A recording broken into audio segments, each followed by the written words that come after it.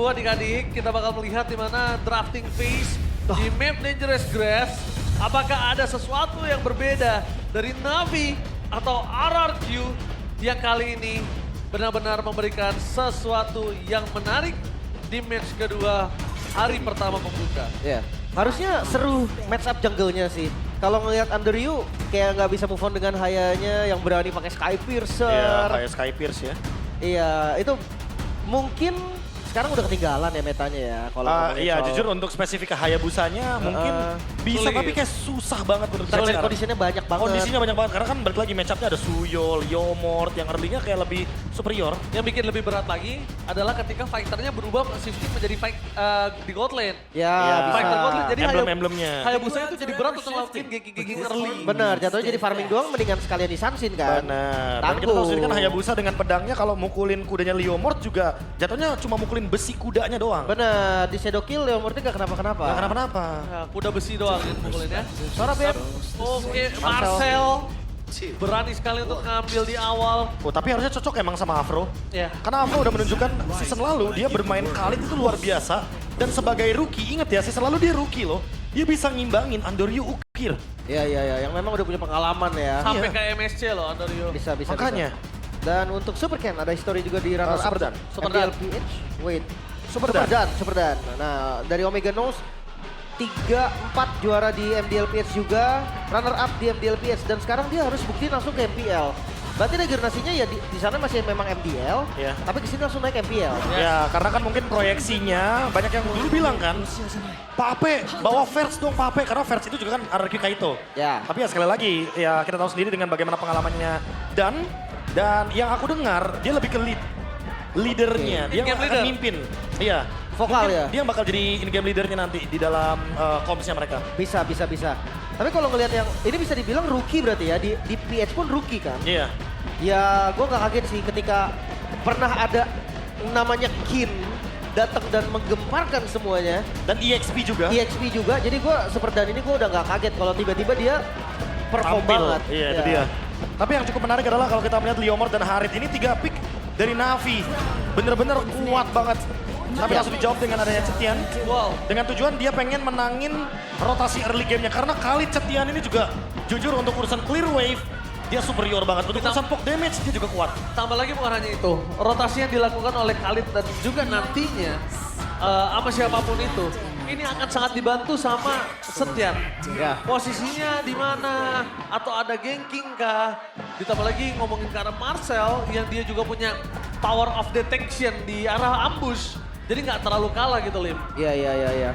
Enak ya, sebenarnya bisa dikombo kan. Kayak Golden Hour-nya tuh bisa langsung ditutup nantinya dengan Fury of the Phoenix. Iya. Tapi Elise mereka band sendiri ya. Gue berpikir mereka tuh ada potensi untuk pakai Elise loh. Mungkin ada beberapa pertimbangan ya. Dan lagi ada yang dicek. Ji, bentar. Dicek dulu, Ada. detak jantung Kingdomnya lagi aman kan? Atau deg-degan mungkin? Bisa. First match. First match soalnya. Iya, hype-nya juga dapat ya. Benar. Apalagi kan tadi Coach Keski udah mention kan 4 bulan loh. Iya. Ini berarti apakah udah kembali vibes panggungnya?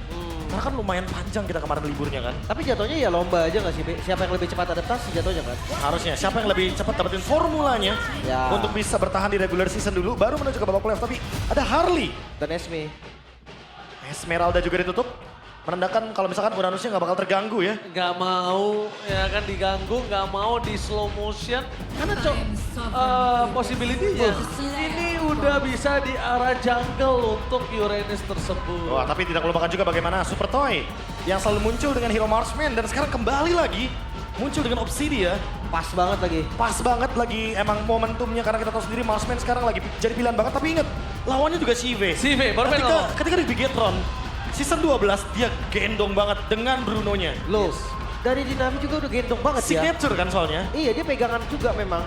Dan gua sukanya sama CV ya, bisa dibilang dia pure marksman juga Pure loh. player marksman, Dia betul pure banget. player marksman juga. Gue suka dia ego play sih. Gue suka ego playnya. Karena kadang memang perlu kan, emang harus tega dikit lah. Tega dikit, walaupun ya di sini dia dikasihnya Harit ya, tapi Faramis ternyata menjadi jawabannya. Untuk melakukan big fight play. Dan sekarang ada lapu-lapu juga Big untuk fight. bisa menahan depan. Big fight sustain. Dia lawan Opsi dia pakai Faramis berarti. Iya, tapi jangan lupa ya, karena emang Faramis kita tahu sendiri kemarin itu ada sedikit adjustment. Di mana ultimate-nya nanti di level 12 akan sangat-sangat luar biasa. Membantu sekali kalau misalkan punya 40% cooldown reduction juga semakin lebih sering. Itu Benar. sekitaran 38 detikan. Jadi bagus banget untuk penggunaan dari Faramis sekarang. Dan semenjak yang udah nggak pakai cast time lagi itu enak banget. Iya. Cepat banget. Jadi dia nggak perlu combo pakai ini kan, pakai skill shot kayak harus 1-3, enggak. Nggak usah, Nether langsung Realm-nya aja. udah bisa langsung di cast juga. Iya, itu lebih enak, lebih instan juga kan. Jadi nggak ada animasi kayak tongkatnya diangkat dulu. Nah, itu nggak ada. Langsung nyala dia kan. Nether Realm langsung nyala dan Fredrin. Wow, dua banget. Wow, lagi-lagi ke single carry menuju ke arah Super Toy kali ini. Oh, oh itu suntikan, pantesan temanya itu, Be. Dokter. Temanya. Oke. Tapi ini dia, match kedua. Tapi bukan masalah tentang match kedua, tapi tentang adu strategi. Di match kedua kali ini benar-benar mengerikan.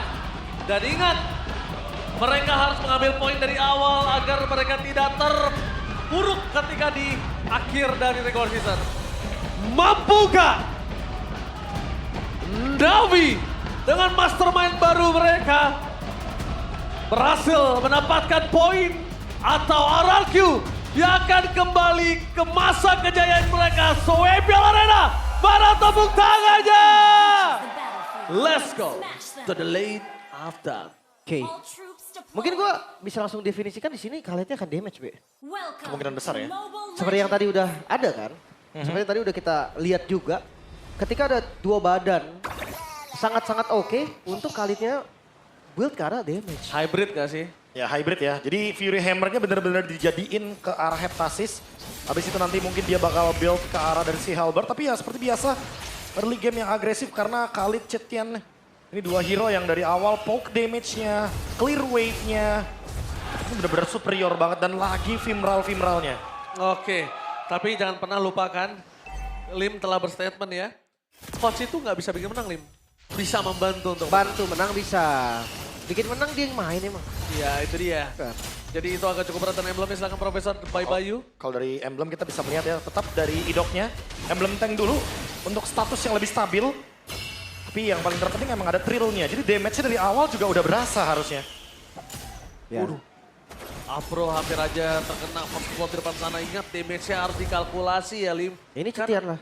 Karena Setian dan Khalid clear-nya cepat, rotasinya cepat, dan ini dia. Lagi-lagi hanya Navi untuk seorang Kevin yang benar-benar penasaran dengan racikan formula dari sosok Why Not.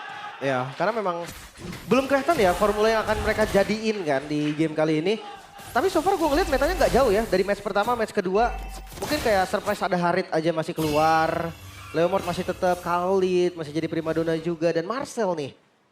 Tinggal lihat nanti siapa yang bisa fungsiin Marcel ini lebih efektif. Wah tunggu ya, apalagi rotasi awal gamenya dan di turtle pertama juga kan sulit banget untuk mendapatkan level 4 bagi para roamer. Jadi ya mau nggak mau harus melihat bagaimana junglernya dulu beradu retribution. Wah ini dia. Aduh retribution di level yang sama tapi lihat di posisi dari Ukir dia masih berada di level 3. Rin sudah berada di level 4 dengan Fury of the Phoenix-nya. Superdan mencoba melakukan zoning out agar Kas tidak masuk lebih dalam lagi. Tapi Apro terlalu dalam tanpa adanya Golden Hour. Flicker for defense dikeluarkan oleh Idok. Super Fury of the Phoenix sudah mulai masuk. Tapi Andoryu terlalu sakit untuk bisa diterima damage dan first blood akhirnya di tangan para pasukan dari tim Navi. Di zoning out dengan para miss. Kali ini berhasil mendapatkan turtle yang pertama. What a solid gameplay from Navi. Hadirnya si V di turtle pertama tadi menjadi pembeda. Karena kalau kalian lihat pergerakan dari Super Toy, dia clear mid tadi, dia nggak jauhin. Karena mungkin damage-nya memang nggak cukup juga kan. Ya. Jadi dia nggak mau buang move, V. Masih early game juga dan ingat Faramis. Once dia dapetin level 4-nya, dapetin Nether Realm-nya, dia akan sangat bebas sekali untuk memaksa team fight. Dan untuk memecahkan team fight dari Nether Realm-nya, ini mungkin Rins memang punya Fury of the Phoenix, tapi apakah damage-nya nutup untuk bisa memecahkan Nether Realm tersebut? Aku rasa masih belum harusnya di early game kayak gini. Dan Ukir masih bisa dengan mudah melakukan backup ketika emang Navi-nya lagi kumpul berlima. Cukup menarik. Skypers, item pertama. Itu pertama langsung. Gila, mengerikan. Karena mungkin Toy melihat, oke gue gak punya damage, tapi at least kalau gue dapat last hit aja, itu cukup untuk membantu mereka di saat perang netral objektif. Benar. Si V-nya. Dia clear bareng. Oh mungkin karena memang tengahnya juga bukan tipikal carry ya. Jadi berbagi gold nggak ada masalah. Ya balik lagi ya, sekarang kan mid lane bisa jadi ada yang utility, ada yang lebih main ke damage, ada yang benar-benar cuma buat bantuin team fight. Dan tipenya sekarang udah jadi lebih fleksibel untuk penggunaan dari area mid lane. Terutama ketika kita tahu Netherrealm ini cooldownnya semakin lebih singkat, jadi ya semakin lebih gampang juga untuk Navi maksain team fight. Dimaksimalin, dimaksimalin terus. War X sudah jadi juga untuk Lars. Lumayan ya untuk sustain. Tapi kalau untuk kill Uranus kayaknya nggak dulu deh. Susah sih Terlalu susah lah. Karena bisa Jatuhnya- kabur juga. Tahu? buat trade damage kayaknya. Kepanjangan waktunya, Lim. Kalau Ya. Kari Uranus kepanjangan, shot skillnya kebanyakan. Jadi nggak worth it. Nah, untuk menuju ke bottom lane kita lihat Idok memaksa menuju ke arah Sive, tapi Sive mengeluarkan zaman force. Super Toy nggak mau terlalu terburu-buru karena dia sadar sekalipun di Hana Bone masih ada purify dari seorang Sive.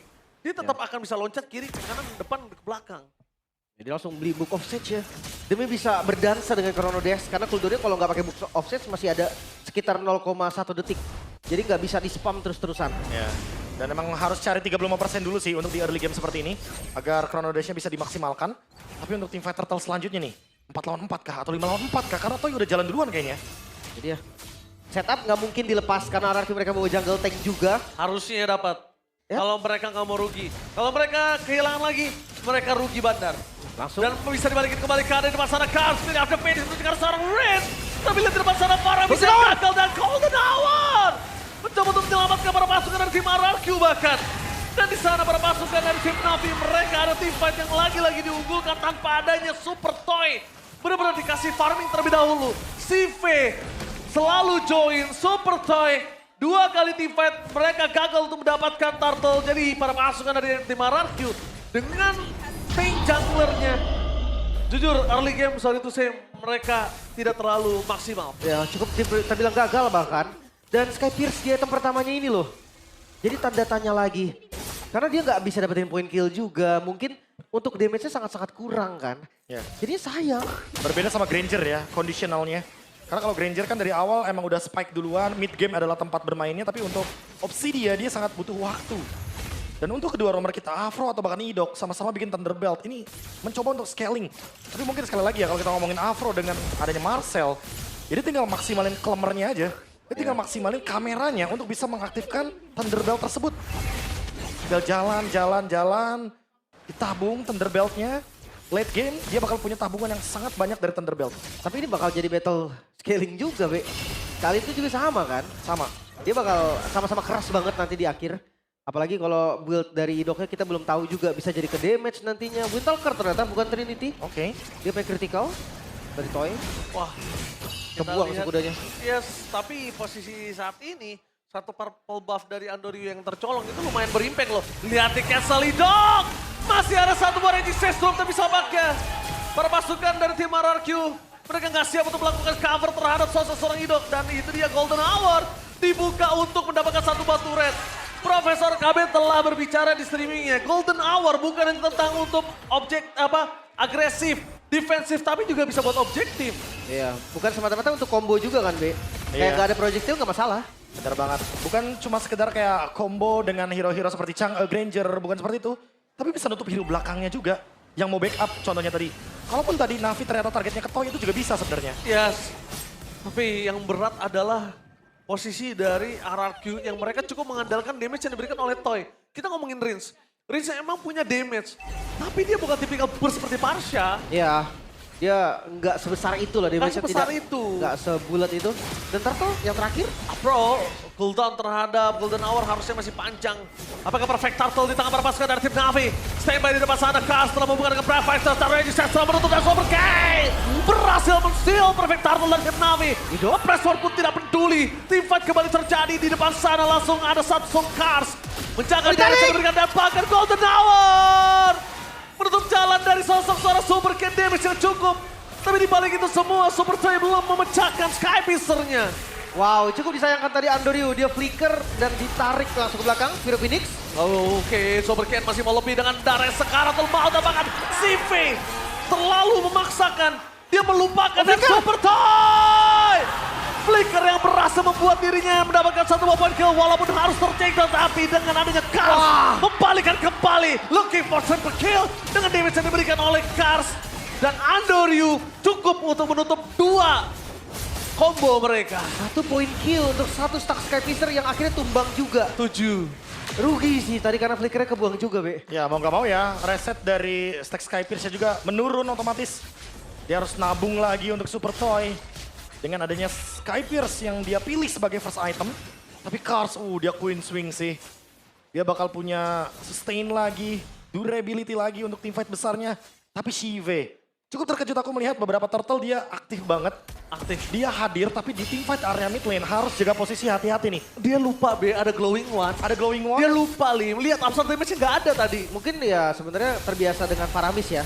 Jadi kadang pede banget tapi dia teret jadi 7. Wow, Masih ke defense. Tapi lincah, si V ini harus diperhatikan sih bisa gue bilang. Oh kenceng dong. Kalkulasinya terhadap dia agresif di arah top lane aja itu udah cukup menunjukkan kalau tim fight besar, kalau sudut pandang matanya lepas dari Shive, dia bersinar. Ya apalagi ini tinggal nungguin Holy Crystal aja sih dari Shive. Dan Dia pasti jangan bakal lupa- force team fight terus kan. Jangan lupa kalau pakai Kosis Pauldron juga bisa loh. Orang yang attack speed dari Haritnya. Orang yang attack speed dan jangan lupa juga ya untuk anti burst-nya ketika darahnya di bawah 30% itu ada tambahan lagi regen 20%. Walaupun mungkin bisa ke deny ya dengan ada glowing one tapi at least bisa bertahan hidup. Cetas. Itu yang penting ya. Nah kan ada cetasnya bisa Gak usah kalau pakai at least. cetas kan ini kamera nih lagi mau moto juga kan. Ini cekrek kalau ini. Cekrek, cekrek. Pakai klemer. Pakai klemer cekrek. gitu berseker? loh. Oke. Kalau ngomongin cara berseker, kita tahu dia tidak pakai Trinity, dia pakai damage burst. Dan di depan sana, para pasukan dari tim RRQ, mereka yang di setup. Karena Cars sudah stand by position, Super Toy tidak memiliki flicker. Kali ini udah available, menuju ke arah belakang. Targetnya Super Jan, dan power of retribution Shive! 7 day untuk Navi. Lihat Cars di sana, mencoba untuk mempertahankan diri, tapi nampaknya damage yang terlalu besar dan dibalikan. Dan Pressword nothing. Super King dengan damage yang besar dari Pressword-nya juga nggak berhasil menimbulkan impact apapun. Yap, dengan adanya Ukir juga tadi. Netherrealm yang bisa langsung cover semuanya. Untuk area RRQ, ini sangat-sangat kekurangan. Wah ini no wonder ya untuk teamfight besar semenjak ada Faramis. Apalagi semenjak Cetiannya udah muncul. Otomatis semua alur teamfight berlima pasti Navi pegang kendalinya 5.000 gold plus Lord. Keuntungan yang begitu melimpah 9 banding 2 kill. Ini Oke. ada gap 7 kill yang benar-benar jauh sekali sehingga membuat Super Toy pun nggak bisa untuk memanfaatkan Skypierce-nya. 5.000 gold difference, jangan lupakan hal tersebut. Untuk menuju ke arah Skypiercer yang dimiliki dari Toy ini masih cukup berat. Karena depannya, para pasukan dari tim Navi sadar. Damage kita cukup, kenapa nggak kita makan aja front to back-nya? Ya ditambah lagi Andoryu-nya udah punya Rose Gold ya. Queen Swings Rose Gold, wah dia ini bakal sulit banget untuk di take down. Even mungkin terkena efek CC, terkena apapun serangannya dari RRQ, dia bakal survive seharusnya. Wow, Andoryu. wow di arah bottom lane. Pasif. Pasifnya sudah pecah, tapi lihat si V memaksa menunjukkan Super King. Speed of the Finish mencoba untuk menyelamatkan Super King, tapi lihat di belakang sana, Pressword nanti kembali makan turret. Golden Hour. Ditutup dengan adanya Golden Hour. Hampir memecahkan Super King dan Car. Kembali XP Laner yang bersinar membuat tim Navi kali ini tidak kehilangan satu member pun. Ukir, save the day for Navi. Gak boleh ada korban. Bahkan Afro pun, roamernya sekalipun gak boleh jadi korban. Sedikit unik memang gak ada cooldown reduction, B. Dari itemnya Ukir. Itu dia. Baru mau menuju yang ketiga nih. Cooldown Jadi, reduction. jatuhnya lagi-lagi ya dengan adanya adjustment untuk para mid laner, terutama untuk Faramis. Yang dimana nanti dia akan lebih memaksimalkan Another Realm. Ternyata dia tetap mau damage. Bors, jatuhnya berarti Navi tahu nih kapan call untuk team fight, kapan call untuk kiting, Yes. kapan call untuk objektif. Karena mereka nggak mau team fight selagi Ukirnya nggak ready untuk Nether Realm. Dan bukan hanya Ukirnya, lihat Afronya itu pasti mastiin dulu poking-pokingnya, lokasinya, skill apa aja yang udah keluar. Supaya Ukir gak sia-sia NetherRealm cepet selesainya, Be. Dan jujur aku suka banget Afro dengan cara dia Golden Hour. Sekali lagi dia bener-bener lebih ke mengancam dibandingkan lebih ke combo ya. Iya, dia ada. Sekali lagi. Gak peduli dia untuk combo. Minimal kalau lu ada yang nyangkut di depan, Golden Hour di belakang, lu gak bisa defense, lu gak bisa following up, Gak bisa backup. gak bisa backup. Ini contohnya kan? Iya ini contohnya. Das, ayo. Udah, turret pecah, siapa yang mau maju ke depan? Gak bisa. Iya ditambah lagi itu mereka punya 2 target tadi kan. Mereka bisa target Idok, mereka bisa target Super Toy. Sehingga ini Golden Hour yang bikin dilema untuk member RRQ. Mereka pasti bakal bingung ini harus backup Toy dulu atau ngebiarin Idok tumbang. Golden Hour seakan-akan tuh kayak Oh iya, kau bukan buat rame-rame. Enggak, Golden Hour bukan di saat lo rame gue buka. Iya. Tapi tutup target aja langsung kan, collab damage dan sebagainya. Zaman force, udah dibuka nih, commit harusnya. Oh sakit loh, sakit loh. Ingat ada stun dari Apro, lihat. Apro nggak ngebuka dengan Golden Hour, dia tunggu, dia tutup. Ditabrak. Sampai ada Jinxester udah lihat sendirian hidupnya. Kedelem. Di depan bersama dengan Dan. Karena Golden Hour menutup para pasukan dari tim RRQ itu bisa masuk ke dalam lagi. Dan Kars bersama dengan Andoryu. Dua damage dealer, yang satu zone ingat, yang satu menjalankan tugas untuk mendapatkan loot. Dan akhirnya membuat Super Ken juga tenggelam. The one last man standing, Super Toy. Bukan marksman high ground seperti Beatrix. Dia akan coba ditutup, Apro! Membuat Super Toy kali ini mencoba untuk kabur. Melepaskan ikatan dari Hanebone-nya. Oh no. Tapi RRQ, Oh no. kali ini bakal coba dipasang endgame. Di game yang pertama dengan Netherrealm, para pasukan dari tim Na'Vi. Membuat mastermind dari Why Not menunjukkan kualitas Formula Faramis. Game cepat yang terlihat 14 menit saja waktu yang dibutuhkan.